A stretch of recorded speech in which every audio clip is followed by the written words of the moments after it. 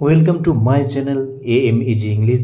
Subscribe for this channel for English grammar, writing and vocabulary. Kinds of sentences.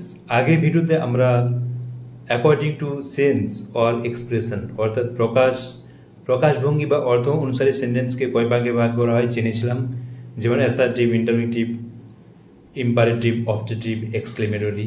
আজ আমরা according to structure অর্থাৎ গঠন অনুসারে সেন্টেন্সকে কয় ভাগে ভাগ করা হয় সেটা জেনে নেব। According to structure sentences are of three kinds. Sentence তিন রকমের হয়, দেখে নাও। Simple sentence, complex sentence, compound sentence. Simple sentence তোমরা জানো সরল বাক্য, কমপ্লেক্স সেন্টেন্স জটিল বাক্য, কম্পাউন্ড সেন্টেন্স যৌগিক বাক্য। এই তিনটি সেন্টেন্স সম্পর্কে আজ আমরা ডিটেলড ডিসকাশন করব এবং জেনে নেব যে এই সেন্টেন্সগুলোকে তোমরা কীভাবে আইডেন্টিফিকেশন করবে বা এই সেন্টেন্সগুলো কাকে বলে, এর ফিচার্স কী, এর বৈশিষ্ট্যগুলো জেনে নেব এবং এর লিঙ্কিং ওয়ার্ডগুলো অর্থাৎ এই সেন্টেন্সের যে কি লিঙ্কিং ওয়ার্ড যদি থাকে সেগুলো জেনে নেব। তোমরা প্রথম থেকে শেষ পর্যন্ত ভিডিওটি দেখতে থাকো এবং চ্যানেলটিকে অবশ্যই সাবস্ক্রাইব করে রেখো এরকম নতুন নতুন ভিডিওর জন্য। সিম্পল সেন্টেন্সের বেঙ্গলি মিনিং তোমরা জানো সরল বাক্য। আজ আমরা এই সিম্পল সেন্টেন্স সম্পর্কে ডিটেলড ডিসকাশন করব, জেনে নেব যে সিম্পল সেন্টেন্স কাকে বলে, এর স্ট্রাকচার অর্থাৎ গঠন কিভাবে হয় এবং এর ফিচার্স অর্থাৎ এর বৈশিষ্ট্য কি দেখে আমরা বুঝতে পারবো এটি সিম্পল সেন্টেন্স, অর্থাৎ how to identify a simple sentence. Example দেখো, a sentence that contains one subject and one finite verb is called a simple sentence. অর্থাৎ কি, একটি সেন্টেন্সে যে একটি সাবজেক্ট, যে সেন্টেন্সে একটি সাবজেক্ট এবং একটি ফাইনাইট ভার্ব থাকবে তাকে আমরা কি বলবো, সিম্পল সেন্টেন্স। অর্থাৎ একটি সমাপিকা ক্রিয়া, বাংলায় যদি আমি বলতে চাই একটি সমাপিকা ক্রিয়া এবং একটি কর্তা থাকবে তাকে আমরা কি বলবো, সরল বাক্য। এখানে অ্যাট এ গ্ল্যান্স, এক নজরে সিম্পল সেন্টেন্সের ফিচার্স দেখো, one subject one finite verb, এই পয়েন্টটি মনে রাখলেই তোমরা এই সিম্পল সেন্টেন্স আইডেন্টিফিকেশন করতে পারবে। একটি সাবজেক্ট থাকবে এবং একটি ফাইনাইট ভার্ব থাকবে। সিম্পল সেন্টেন্স একবারেই সিম্পল সেন্টেন্সের মতোই সহজ, শুধু একটু মনোযোগ সহকারে দেখো। এক্সাম্পল দেখো, Ram made a mistake, Ram একটি ভুল করেছিল। এখানে দেখো রাম একটি সাবজেক্ট, মেড ফাইনাইট ভার্ব, তাহলে রাম একটি সাবজেক্ট, মেড একটি ফাইনাইট ভার্ব, এটি একটি simple sentence. Birds fly in the sky, এখানে দেখো birds subject, fly finite verb, একটি সাবজেক্ট একটি ফাইনাইট ভার্ব, এটি সিম্পল সেন্টেন্স। আবার দেখো, the boy swims in the pond, ছেলেটি পুকুরে সাঁতার কাটে, দ্য বয় একটি সাবজেক্ট, সুইমস ফাইনাইট ভার্ব, অর্থাৎ একটি সাবজেক্ট একটি ফাইনাইট ভার্ব, এটি সিম্পল সেন্টেন্স। আবার দেখো, he has won the prize, সে পুরস্কারটি জয়লাভ করেছে, এখানে হি একটি সাবজেক্ট, ওন ফাইনাইট ভার্ব একটি, তাহলে একটি সাবজেক্ট একটি ফাইনাইট ভার্ব, এই সেন্টেন্সটি কি সিম্পল সেন্টেন্স। এখানে তোমাদের একটি প্রশ্ন জাগতে পারে যে ফাইনাইট ভার্ব কি। ফাইনাইট ভার্ব তোমরা যদি না জেনে থাকো ভিডিও দেওয়া আছে, ডিটেলড দেখে নাও, ডিটেল ডিসকাশন করা আছে। এখানে তাও একটু বলে রাখি, ফাইনাইট ভার্ব কিছুই নয়। ফাইনাইট ভার্ব হলো এমন একটি ভার্ব যেটি সাবজেক্টের নাম্বার এবং পার্সন এবং ভার্বের টেন্স অনুযায়ী পরিবর্তন হয়, অর্থাৎ নাম্বার, পার্সন এবং টেন্সের উপর ডিপেন্ডেন্ট নির্ভর করে বা সীমাবদ্ধ আমরা বলতে পারি। বেশিরভাগ মেন ভার্ব অর্থাৎ অল মেন ভার্ব বলা চলে যে ফাইনাইট ভার্ব হিসেবে ইউজড হয় বা ব্যবহৃত হয়। তাহলে তোমরা বুঝতে পারলে যে সিম্পল সেন্টেন্স কাকে বলে। কমপ্লেক্স সেন্টেন্সের বেঙ্গলি মিনিং তোমরা জানো জটিল বাক্য। আজ আমরা দেখে নেব যে কমপ্লেক্স সেন্টেন্স কিভাবে তোমরা আইডেন্টিফিকেশন করবে বা কমপ্লেক্স সেন্টেন্স কাকে বলে দেখে নাও।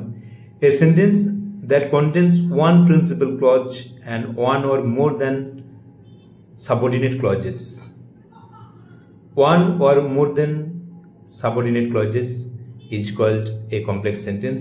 তাহলে কমপ্লেক্স সেন্টেন্স আমরা কাকে বলবো, একটি প্রিন্সিপাল ক্লজ অর্থাৎ মেন ক্লজ থাকবে আর এক বা একাধিক সাবঅর্ডিনেট ক্লজ থাকবে, তাকে আমরা কি বলবো, কমপ্লেক্স সেন্টেন্স।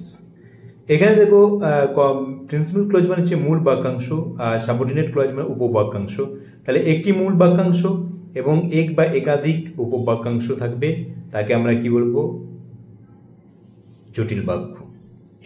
একটি মূল বাক্যাংশ এবং এক বা একাধিক উপবাক্যাংশ। এখানে দেখো অ্যাট এ গ্ল্যান্স, এক নজরে দেখে নাও, one main clause, one or more sub clause, অর্থাৎ এক বা একাধিক সাব ক্লজ থাকবে। এখানে দেখো তাহলে তোমরা বুঝতে পারলে। এবং ক্লজ, এই সাব ক্লজ বা মেন ক্লজ যদি তোমরা না বুঝে থাকো, ভিডিও কিন্তু দেওয়া আছে, তোমরা দেখে নাও। আমি সাজেস্ট করব যে আগে ক্লজ রিলেটেড ভিডিওটি দেখো, তারপরে এই কমপ্লেক্স সেন্টেন্স বা এই সিম্পল কমপ্লেক্স বা কম্পাউন্ড সেন্টেন্সের ভিডিওটি দেখবে, নাহলে কিন্তু তোমরা বুঝতে পারবে না। ডেসক্রিপশন বক্সে লিঙ্ক দেওয়া আছে, তোমরা দেখে নাও। এক্সাম্পল দেখো, Amal who is a good boy obeys his parents, এটি একটি কমপ্লেক্স সেন্টেন্স। কেন? দেখো, who is a good boy এটি একটি সাবঅর্ডিনেট ক্লজ, আর অমল ওবেজ হিজ প্যারেন্টস এটি মেন ক্লজ। তাহলে তোমরা বুঝতে পারলে যে একটি মেন ক্লজ আছে এবং একটি সাবঅর্ডিনেট ক্লজ আছে, তাই এটি কি কমপ্লেক্স সেন্টেন্স।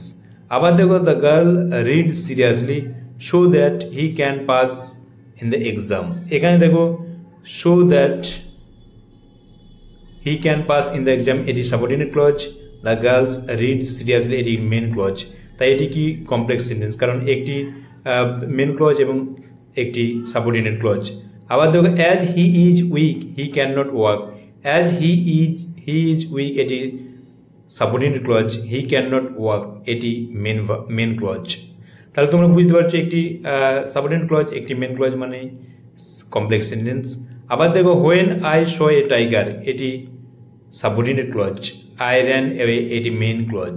তাহলে বুঝতে পারছো একটি সাবঅর্ডিনেট ক্লজ, একটি মেন ক্লজ আছে, তাহলে এটি কি হবে? Complex sentence. তাহলে তোমরা বুঝতে পারছো যে কমপ্লেক্স সেন্টেন্স কাকে বলে। এবার দেখে নাও যে কমপ্লেক্স সেন্টেন্সে তোমরা জানলে যে কমপ্লেক্স সেন্টেন্সে একটি মেন ক্লজ এবং এক বা একাধিক সাবঅর্ডিনেট ক্লজ থাকে।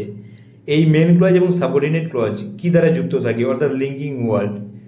এই লিঙ্কিং ওয়ার্ডগুলো মনে রাখলে কিন্তু তোমরা কমপ্লেক্স সেন্টেন্স সহজে আইডেন্টিফিকেশন করতে পারবে। এখানে দেখো, mainly the following subordinating conjunctions or binders are use to form complex sentence, অর্থাৎ এই কমপ্লেক্স সেন্টেন্স যে সাবঅর্ডিনেটিং কনজাংশন দ্বারা যুক্ত হয় সেগুলো দেখে নাও, এগুলো নোট করে রাখো, খুবই ইম্পর্টেন্ট।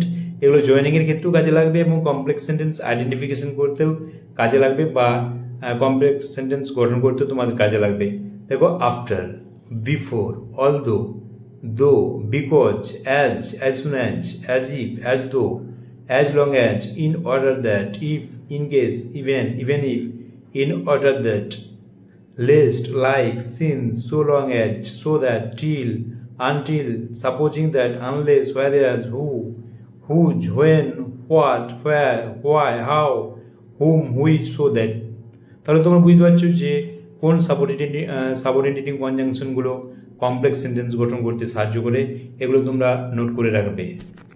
কম্পাউন্ড সেন্টেন্স, কম্পাউন্ড সেন্টেন্সের বেঙ্গলি মিনিং তোমরা জানো যৌগিক বাক্য।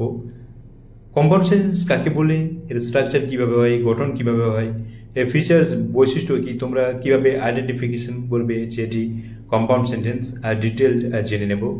এ sentence that contains two or more than two main clauses or coordinating clauses is called compound sentence, অর্থাৎ দুই বা তার বেশি মেন ক্লজ বা কোঅর্ডিনেটিং ক্লজ থাকবে, তাকে আমরা কি বলবো? Compound sentence. ক্লজ রিলেটেড ভিডিওটি তোমরা দেখে নেবে, নাহলে কিন্তু এই কম্পাউন্ড সেন্টেন্স বা সিম্পল সেন্টেন্স বা কমপ্লেক্স সেন্টেন্স বুঝতে অসুবিধে হবে। যে বাক্যে, বাংলাটা দেখো, যে বাক্যে দুই বা ততোধিক সমতুল্য বাচক উপবাক্য, এটাকে আমরা কি বলবো? সমতুল্য বাচক উপবাক্য যদি থাকে তাকে আমরা কি বলবো? যৌগিক বাক্য। এখানে এক নজরে দেখে নাও, অ্যাট এ গ্ল্যান্স কম্পাউন্ড সেন্টেন্সের ফিচার্স, মোর দেন ওয়ান মেন ক্লজ, অর্থাৎ একের বেশি মেন ক্লজ থাকতে পারে, সামটাইমস এ সাবক্লজ, কোনো কোনো সময় সাবক্লজ থাকে, join together by coordinating conjunctions, coordinating কনজাংশনের দ্বারা যুক্ত থাকে এই দুটি ক্লজ। এখানে মনে রাখবে এই কোঅর্ডিনেটিং কনজাংশন আমরা এই ভিডিওতেই নেক্সট স্টেপে আলোচনা করব, তোমরা ওইগুলো নোট করে রাখবে। এখানে এক্সাম্পলগুলো দেখে নাও, she wanted to go to market but it started raining heavily. দেখো, she wanted to go to market এটি একটি clause, main clause. It started raining heavily এটি একটি মেন ক্লজ, অর্থাৎ ইন্ডিপেন্ডেন্ট ক্লজ, স্বাধীন ক্লজ। দেখো, দুটি কি দ্বারা যুক্ত আছে? বাট, কোঅর্ডিনেটিং কনজাংশন দ্বারা যুক্ত আছে, এই জন্য এটি কম্পাউন্ড সেন্টেন্স। আবার দেখো, হি স্টাডিড হার্ড এটি মেন ক্লজ। আবার দেখো হি ফেলড ইন দ্য এক্সামিনেশন, এটিও মেন ক্লজ বা প্রিন্সিপাল ক্লজ বা ইন্ডিপেন্ডেন্ট ক্লজ। কি দ্বারা যুক্ত আছে? ইয়েট। কোঅর্ডিনেটিং কনজাংশন দ্বারা যুক্ত আছে, এটি কম্পাউন্ড সেন্টেন্স।